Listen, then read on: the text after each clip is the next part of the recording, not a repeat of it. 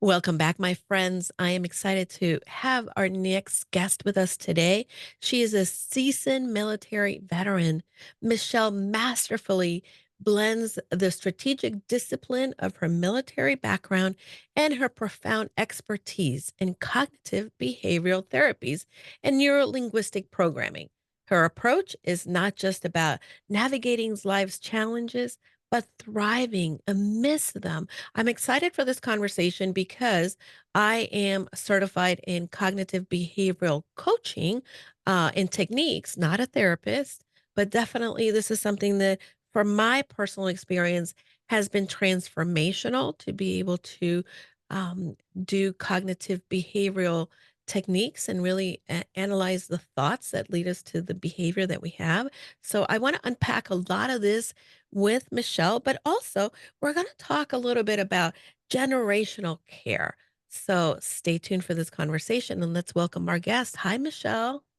Hi, I am thrilled to be here to be at Yukasa, your casa. My casa is your casa for sure. And listen, let's talk a little bit about who you are. Thank you for your service. Tell the listeners a little bit about your background in the military. How did you join? When did you join? How long were you there? And what are you doing now after your military career? I am serial military. We'll just say it like that because my father was in the military. And then I joined the military. My husband was in the military, and my daughter was in the military for a bit. So we're and all Air Force. So Okay. Yeah. yay, Air You Force. woohoo, go. Yeah, my dad was in the Air Force, so I'm a Air Force person too. My brother was in the Air Force and my other brother was in the Army, so there's a little discord there, but, We'll we're forgive mostly him. Air yeah, we'll We'll forgive forgive him. him. He did Yes. ROTC in college and he went into and he still serves as a reserve, but he's been doing some really interesting work, for NATO, so I and that's all I think I can say. Yeah, well, I have always been around the military as Oh, as you figured out. And yeah. so being able to make quick changes, being able to adapt, being able to go with the flow, all of that has just been a part of my life living and growing. And one of the big things for me that I found out is everybody's not like that. Mm, It's not easy for everyone. I yeah. have been blessed that I grew up in it, Mhm. but understanding that flip really was big for me. Yeah, yeah. Absolutely. I think that, there's a certain way of thinking from where I see this that when you, and my dad didn't come from military background, but certainly his way of thinking of doing things was very methodical at times and definitely very strategic.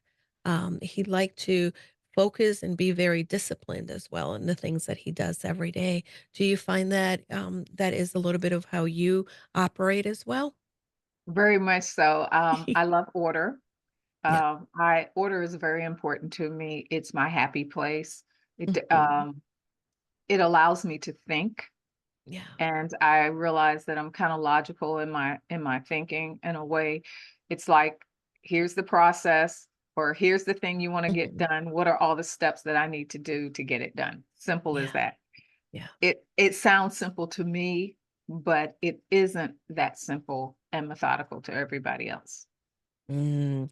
I used to think, Michelle, that when we were disciplined or this strategic, my dad was very methodical, right?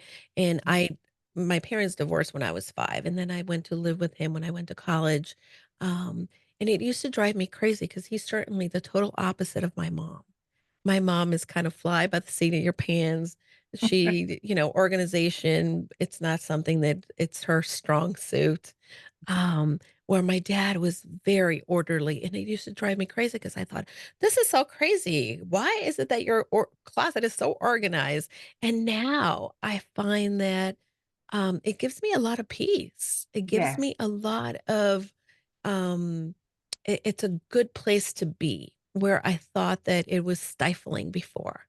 And I know that there's a lot of people that kind of thrive in the fly by the seat of your pants. But what are some of the things that, because you're an emotional wellness coach, Mhm. what does that do to our wellness? when we have order in certain areas of our life? It's the ability to focus. For me, it really is, Mhm. for me, and I deal with it every day. It's something that we all deal with. So one Yeah. of the things I realize that when I'm trying to remember things and, oh, I got to do this and I got to do this, and I don't take the time to write it down when it comes to my Mhm. mind, or I don't take the time to really think it through.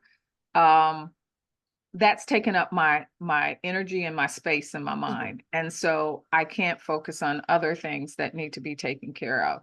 So for me, just taking that time in the morning to kind of look at my calendar and my Mhm. schedule, and figure out what's on my agenda for the day. And then that also allows you that space of saying, if it doesn't fit into what I want to do today or what I plan on getting accomplished today, then it's easier for me to say no. And because of my personality, I literally out loud say, stop, stop. Yeah. And Yeah. say, refocus, girl. I mean, I literally turn myself to refocus. So, and my family thinks I'm a little OCD anyway. So, Yeah, my husband but thinks that from time to time. so those are the Uh, things. It's just the ability to focus, the ability to have mhm. routine. Routine is so important. Yeah. And I realize even when I travel a lot, Mhm.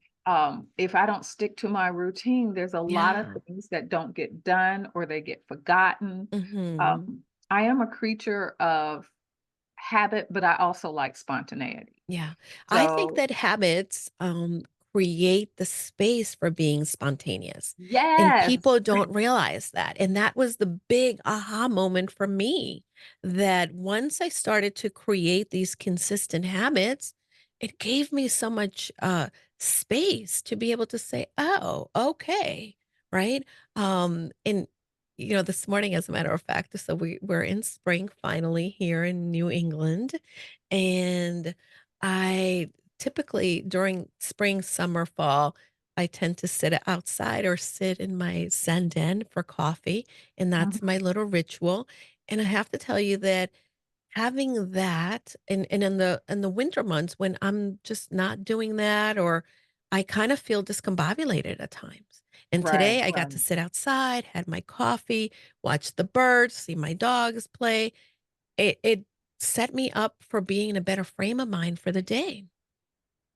And that's the whole thing. You have to that's what mindfulness is really big for me. Mm, yeah. Because it allows you that space. You can't change the future. Mhm, yeah. It's done. And you don't know what's gonna I mean, you can't change the past and you Yep, don't know what's gonna happen in the I future. got You it. know, I it's got you, girl. yeah, so I knew. so, Yeah, it's like that's what happened. I can't change yeah, that, but I can learn from it. you I can can learn from it, determine yeah. what I'm gonna take with it moving forward. And I don't know what's gonna happen tomorrow. I have no Mhm, clue, but I can sit into and make a difference in today. And mhm, so you're sitting outside is something, I mean, you're sitting outside, or for me, if I can't go outside, I'll actually sit in front of a window mhm, and just look out, and it allows me the ability to refocus on what's important. There are mhm, trees out there, there are leaves out there that I yeah, have absolutely nothing to do with mhm, making sure they turn green, to yeah, making sure that they come back every day. There are homes out there that mhm, I did not build. And so these are things that put everything in perspective yeah, yeah. for me. Yeah, that's beautiful. And I think that from time to time, right, we have so many different things going on in our lives that rob us of our peace, and we cannot control that. Mhm. And being able to take, like you said, that mindfulness and being able to be aware, find the gratitude in things as we go about kind of replenishes our tank, or refills our battery. We're kind of like that phone that if we don't plug in, we're running on empty, and then pretty much, we're not going to be good to ourselves or to the people around us. Mhm, and the thing is, and I tell my daughter all the time, and and myself, it's like, it's not the world according to Michelle, or it's Mhm. not the world according to Janetta. We Uh-huh. are not the only thing and the only people in the world. Mhm. So, look at how you contribute, Yeah. but also how you fit. Mhm. Yeah. What prompted you to go from a military career and now, pivoting or not pivoting or starting a new chapter really in cognitive behavioral techniques and neuro-linguistic programming? Because um, I love this realm, but I'd love for you to share a little bit of what was the journey and what led you here. What's funny is I had a coach a few years back, and I was telling her about I love working with women, and one of the things I used to do is image consulting. And I realized when I was doing that, that the issue wasn't how they looked. Mm, The issue was internal, how they felt about themselves, yeah. how they felt the world saw them and how they saw themselves. And I said, and working with clients, that's where the real transformation came about. Hmm. Yeah. And when I was talking about her trying to really decide what my niche is and all that, she says, "Have you ever heard of CBT or REBT, Hmm. which is cognitive behavioral therapy, or relational, emotional, Uh, so when she asked me that, I said, no. She says, because that's what you use. And so that's Mm, when I started looking at and putting a scientific name yeah. and some study behind Hmm. what came naturally for me or Yeah. what I could see naturally. Hmm. And that's why I do it, and that's why I now do mindfulness cognitive behavioral Hmm. therapy. You know, Yeah. um, all those things are just so important to how we as women move forward, because a lot of our issues, there's an inner glass ceiling, Hmm. as Dr. Zamet says. And the thing with that inner glass ceiling is there are a lot of values and beliefs and patterns that we have in Hmm. our lives, which I've known for the longest, just didn't know what to call them, Yep. um, that we deal with, and that constitutes how we act, Hmm. our behavior, our actions, how we make decisions in our lives. Hmm. And until we deal with that root, there never be a permanent change. We're Yeah. always gonna fall back, or what you call backsliding. We're Hmm. always gonna backslide to what was natural, what was comfortable Yeah. for us I call until those you. our frenemies. Yeah, Our yeah. inner frenemies because they're friends, they've been here forever, but we really don't serve us and they're our enemies. They work against us. I Exactly. love that inner glass ceiling concept though. And I Mhm. think that many of us don't realize that it's there, but we continue to bump our head on it. Exactly. And so that's now how I got to the generational caregiving. Mhm, This is a long way to get there. But because in the military, I was also in what the Air Force band. I was a vocalist in the band. And one of the things I noticed is we would do a lot of performing with the elderly and mm, with mhm, with the high schools and the schools. And I love those two group of people. But I found out when I'm there around them constantly, I didn't have the patience that I felt I should have. And mm, so it's like, how can I serve these people, yeah, but not be a hindrance to them because of who, my personality, yeah, or things that didn't come naturally to me. And I start looking at all the people that I've seen helping and caregiving and taking mhm. care of their elderly, taking care of their kids. I always tell my daughter, I am not maternal, baby. I love you dearly, but I am not the soccer mom. And she's older now. And she Mhm, got it. And she was with me. We were in the mall. We weren't out playing soccer. But anyway, um, so with that said, I wanted to support the person because I love women. I love helping them be better, be the best, be mm, excellent, because we are excellent.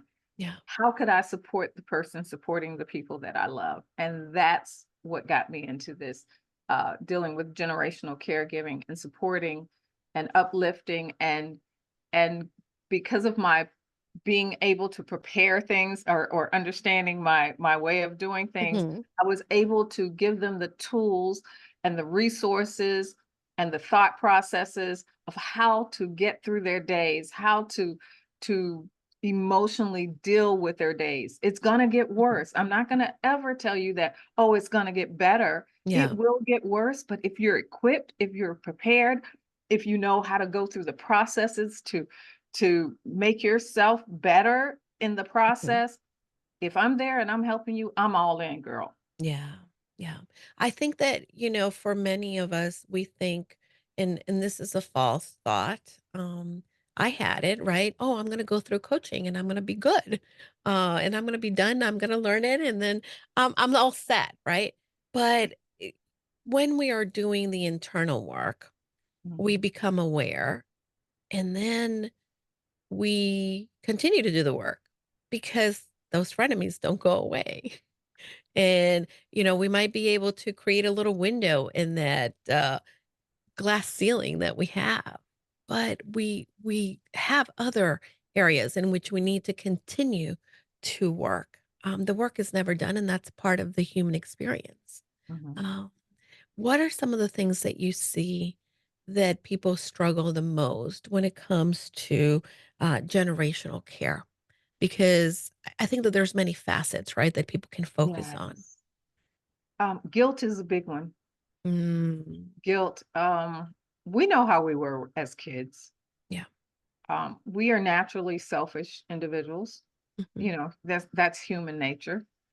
Um, mm, and so when we start looking back over our lives and how we felt we showed up and mhm, and interacted during that time, there's a guilt. So a lot of things that we didn't do or we did, what now we're dealing for the person who took care of us, who was dedicated to us, who mhm. and we love them and we don't want to say no and Right.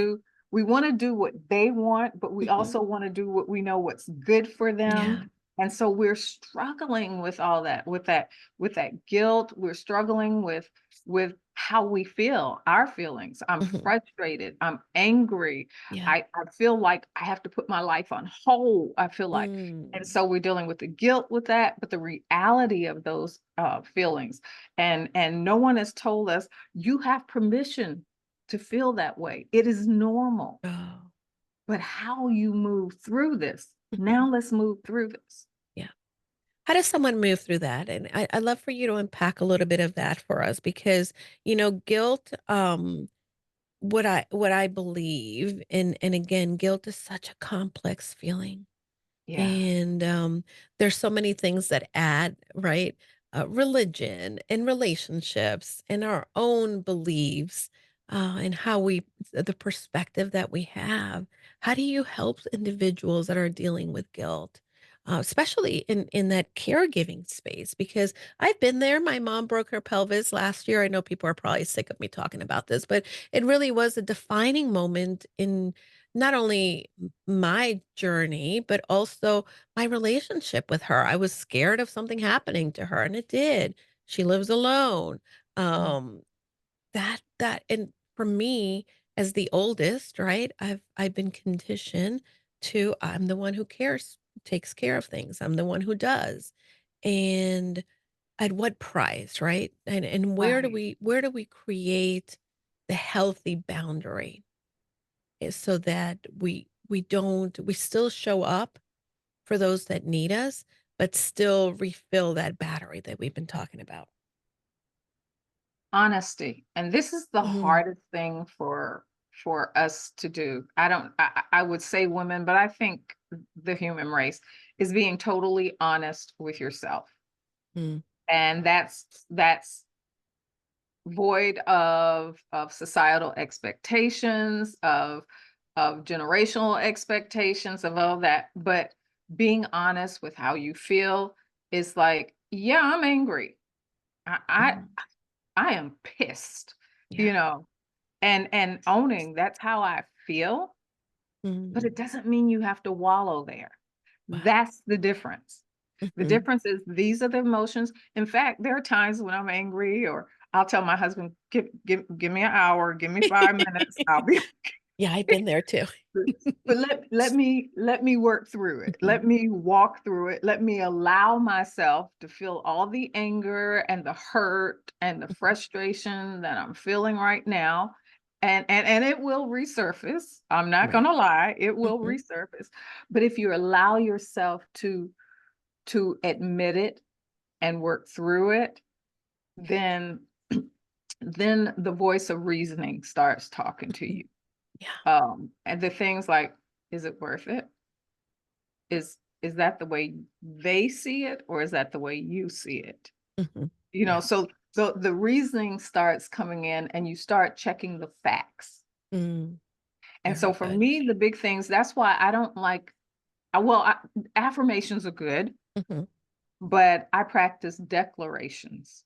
Ooh, tell me more about that. Declarations are stating a fact and having the evidence to back it up. Ooh, okay. And Because in so, affirmation, we're sometimes telling ourselves things that we're not really believing or really right, have the buy-in on. right. And so a declaration says you have the proof from before. You know, I know I can get through this. I Mm. did with my mom. I did the last time that this happened. I did. You have the proof to back it up. So now you say, I can get through this because Yeah. my track record proves it Wow, with so good. mom, with this. And so now you have something to stand on. There's a Mhm. truth that's rooted in fact. Mm. I'm gonna have to adopt these. I'm gonna start to go through and create some real powerful declarations for myself, Michelle. What are some of the declarations that you use for yourself? I am enough. Mm, I am enough. I am enough because I know that when I give my all, I am doing everything in excellence. And so I'm not leaving anything out. mhm, I am using every aspect of knowledge or um experience that I have. And as long as I know I operate in that, I'm enough because mm. that's all I got. Yeah, I love that. I know that, these declarations, are helping us also rewire our brain. Yes, Where do because you people have proof. struggle? Yeah, and where do people struggle with rewiring their brain? The societal expectations, the old values and Mhm, beliefs, I remember someone talking about a story, his name is Brian Buffini, and he was talking about understanding his wife's background. And she would always put on the side of the refrigerator she would fold up the paper bags and slide them on the mhm. side of the refrigerator. And it would frustrate him dearly, you know. It's like, why are you keeping all these bags? And why are they Yeah. beside the refrigerator? Till he went to her grandmother's house and Mm. he realized that that was happening in her grandmother's house. So Yeah. this is something she learned Yep, from her absolutely. grandmother and carried it into her life. Yeah. That same kind of baggage and paper bags that Mhm. she learned and carried into her life is what Yep. we do. Yeah, it's really funny you say about the bags. I was just visiting my sister in Florida, and my mom used to do this. We would get the plastic grocery bags, and although there was a garbage can, she would hang one by the sink in on the cabinet, right? On the handle of the Mhm. cabinet. And there was always a bag there of garbage when there's a garbage can. Now, mind you, that drives me insane, and you won't find a bag in hanging from my cabinet like that.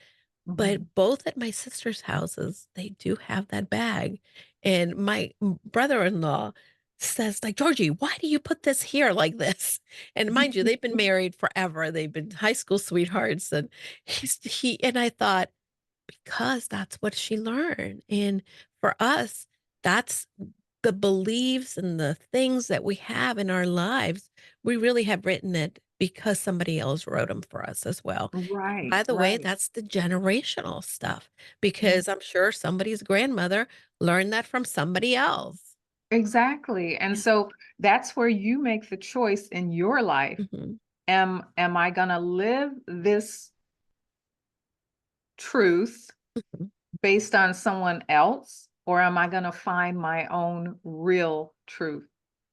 They Mm. always say there's your truth, their truth, and Yep, the real truth. and the real It's- truth, correct. and my goal is to help my clients find the real truth. Mhm. What and one of my biggest saying is when I look at what's happening with other people is, can I walk in their shoes? Mhm. And most times, because I don't know their story, I Mhm. cannot walk in their shoes. Yeah.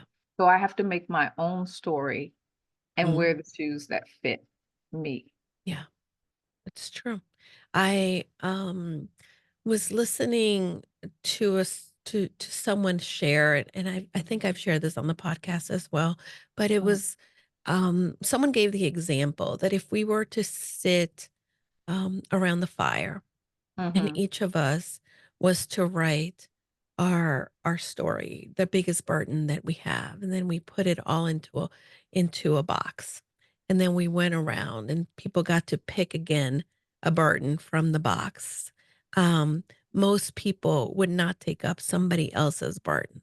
They would, for as much as you think, like, I hate what I'm going through, you would not pick up somebody else's because when in the scheme of things, what we are going through, we know, right? It's that pain that we know or that struggle that we're familiar with, where there's so many other things that we would never put ourselves in those shoes. And I think that when it comes to nurturing ourselves, we forget that what we have, like you said, we can manage, we can handle. And it's a matter of reminding ourselves to nurture ourselves, our spirit, our mhm, mind before we go nurturing others as well. mhm, mhm, mhm. And we And can yeah. I was saying that, when we deal with our own stuff, Mhm. we really know our limits. Yeah. And so the art of boundaries in that is knowing when to Mm. say no, when to stop, when to have non-negotiables, what I call non-negotiables. Knowing that I'm not going to allow anyone to call me out of my name. I don't care who you are. Mhm. At this point, that will not happen.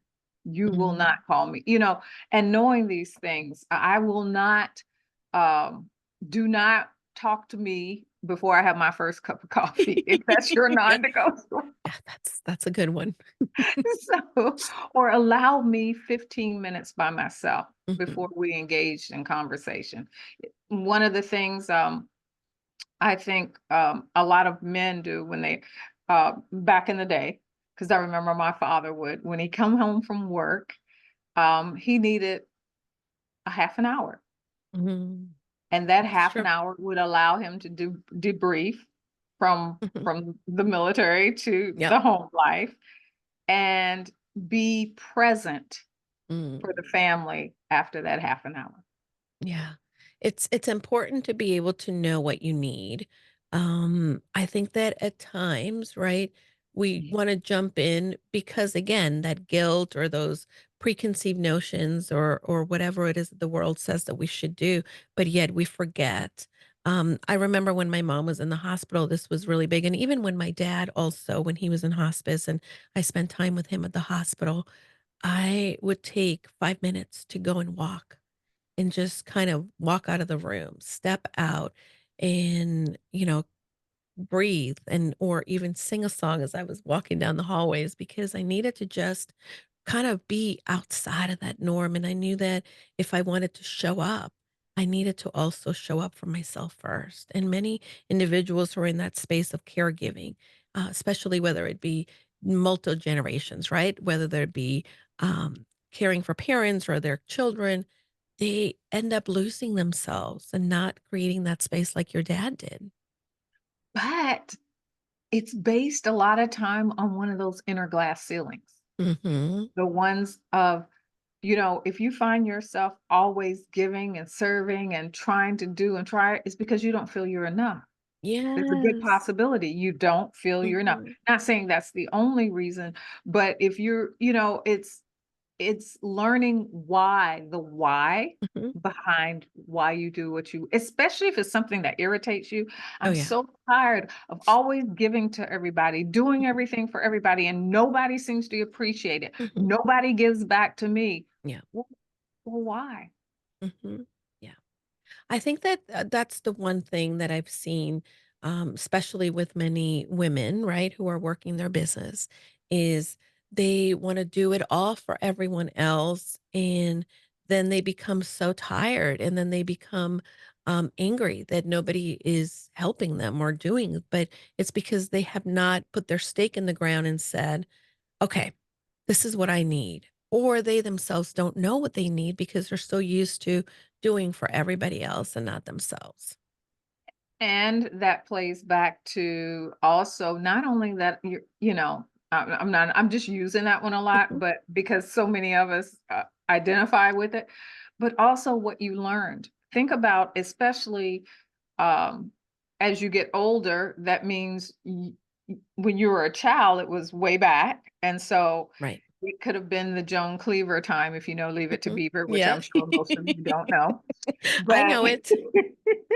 but what I'm saying is the wife took care of everything. She did Right. this, she did that. And so it's those expectations that your mother taught you. I mean, Mhm. think about it. What's our first toy as a A woman? doll, a baby A doll, doll. And what are you doing with that doll? caring You're for it. you're changing it. You're loving it. You're Yeah. feeding it.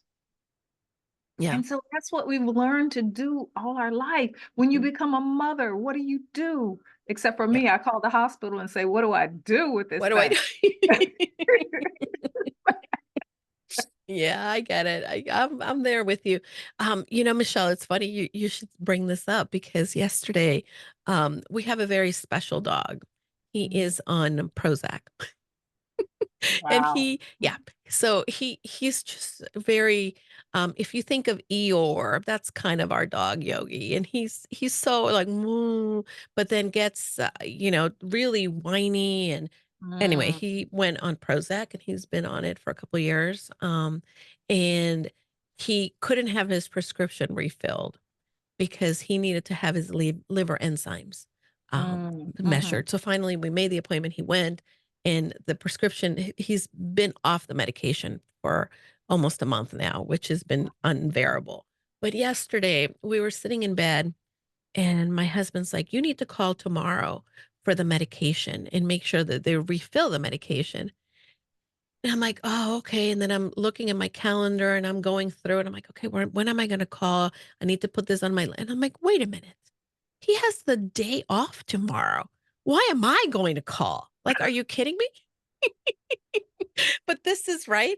Like, that's the thought that many of us who are in that caretaking in that space, and especially for women, we're like, "Oh, okay, I'll do it." Not to mention that, the dogs also need food, right? So, mhm, I'm mhm. not gonna go and make arrangements to go and buy it or have it delivered. He's got the day off. We have to be okay with saying, "I need you to do this. I need you to support me." And many of us are not open to doing that. And I think that this is why you create the support that you do for women, correct? Exactly. And it's that the military in me says delegate, Yeah. delegate, Delegate. Do what you girlfriend, do best and delegate. delegate the rest. That's my motto. Well, but when you were saying that, I thought about how one of the reasons that we do everything is also Mm. nobody can do it as good as I can. I can do it Yeah. faster Yeah. and I can do it better. Oh, yeah, for sure. That And we've happens to many got of to us. allow, we got, especially our kids, we got to allow them Mhm, to fail. We have to allow them to learn the process. How are they mhm. going to get better? How are they going to be able to take care of themselves on their own if we Mhm. don't allow that? If we don't Yeah. teach them in the process, Yeah. but we don't allow it. A lot of times our husbands don't do stuff because we don't allow it. Mhm. We It's really true. don't. A lot of times they would do stuff for us if Mhm. we just ask. If we ask, "Hey, absolutely. can you call since you're off tomorrow?" Yeah, I absolutely. I am Absolutely. slammed. I can't. Mhm. Yeah, that's so good. I was thinking as you're speaking, especially with children, right, how we don't allow them to do things. I watched this video on social media, and it's a little boy. He really is, I would say, a toddler, maybe 4 or 5, Mm. but he actually cooks. Wow. Like, really cook. Like, they his and his mom has set up this little kitchen thing where he can actually make eggs, and obviously she's there to supervise, and he uses a knife to cut things, and I'm thinking, I wasn't allowed to touch any of that, much less, actually cook. But the reality is that the mom was there present and was willing to, let him fail and Mm. learn. And it's so interesting to watch this little kid who is and by the way, his eggs look a heck of a lot better than mine do. But yeah, we have to be willing to let others do it and not do it like we do. Exactly, and that's hard Mhm. because especially as a mom, we have Yeah. a way that my daughter, would not play with her toys, Mhm. when she was real young because I was so OCD that I taught her how to put her dishes in the dish rack because she Yeah. had the little Yeah. kitchen Yep. thing, and I taught her how and I said, "Baby, play with your toys." She said, "Mm-mm, they get messed up." Yeah, that's right. There you go. I So, think that yeah, that's you have it. to allow them to make their I truly believe that we are doing a disservice by telling all our kids everybody wins. No, I'm sorry, baby. There's a winner and there's a Mhm. loser. Yeah. And you have to learn how to take that loss and move Mhm. on Yeah. and don't let it be your all in be all, you learn how to move forward through that. And we have to teach them that that knife, yeah, you got to cut and I know it Mhm. hurts. Let's put a band-aid around it. Yeah. Mommy's going to kiss it, but now you know what it feels like, Mhm. me, I learned about a hot stove because I touched it because my mom told me it's hot, but I Yeah. want to touch it anyway. That's right. Well, how do That's we right. learn if we don't go through those experiences? Yeah. That's the beauty of being able to explore, be curious, and even fail. And I think that for many of us, I know that I learned, oh, you don't, failure's not an option, but really failure is the option because we're not going to learn unless we do that failure, unless we kind of see what didn't work and practice at getting better. Exactly, and that's what caregiving is all about. Hmm. It's Yep. it's not a win or lose. Hmm. Everybody learns something different because their whole process. So be an advocate. Be Yeah. someone who in our community, be someone that someone else can learn from Yeah. you so they don't have to make that same mistake or Hmm. they can change it to fit their lifestyle because you and I can go through the exact Yep. same thing, but the way Hmm. we handle it because of all our extraneous Hmm. things going on around us or how we grew up is going to be absolutely different. But at least you shorten my process. At least you shorten my pain by knowing that little bit of something that you told me. Yeah. Yeah. Love it. Tell me about the caring corner. The caring corner is my. Are we talking? I got two things named the caring corner. My podcast. Your podcast, yes, and Okay, then what we're is your talking other about thing to talk about both of I them? well, I what it is I changed the name of it. I have a group as well on Facebook, but I changed the name on that. I was you know, very distinct about what it is we Mhm. do in there. But the Caring Corner is my podcast. And what I love to do is I bring experts on there. I just started that Amazing. will talk through different things. And I'm looking forward to getting more experts like a doctor and Yay. geriatrics or a human resources advocate who knows all the Mm. things you can do in your work process. Just recently, I had a relationship expert, and I had someone who did aromatherapy and all Ooh. that. So there are things you can do with your loved one to Mhm. help them. If you have a child that's autistic or a parent who's having pain, There are things you do. I'm gonna have a music therapist, So beautiful. I love Mhm. it. The things Love that would it. help them, but also, Mhm, I talk about the issues, tell me your mhm. issue or something you're struggling with. Oh, girl, Imma find out about it, and we go talk about it on the Yeah. caring point. I Yeah. love that. I love that. And I think that we need to have a space where someone can curate that information. Sometimes we don't know what we need until we actually hear it. There's so many people that have reached out and said, "Oh my God, I'm so glad you had that person," because sometimes that is the solution. Some of the work that you're doing is incredible. I really love that you're focusing on that generational caregiving, that you really are sharing your experiences and that you bring that training that you have in CBT and also in neuro-linguistic programming, because as we are in those spaces and places where we are giving to somebody else, we also have to learn how to manage ourselves in Oh, the yeah. process. Yeah.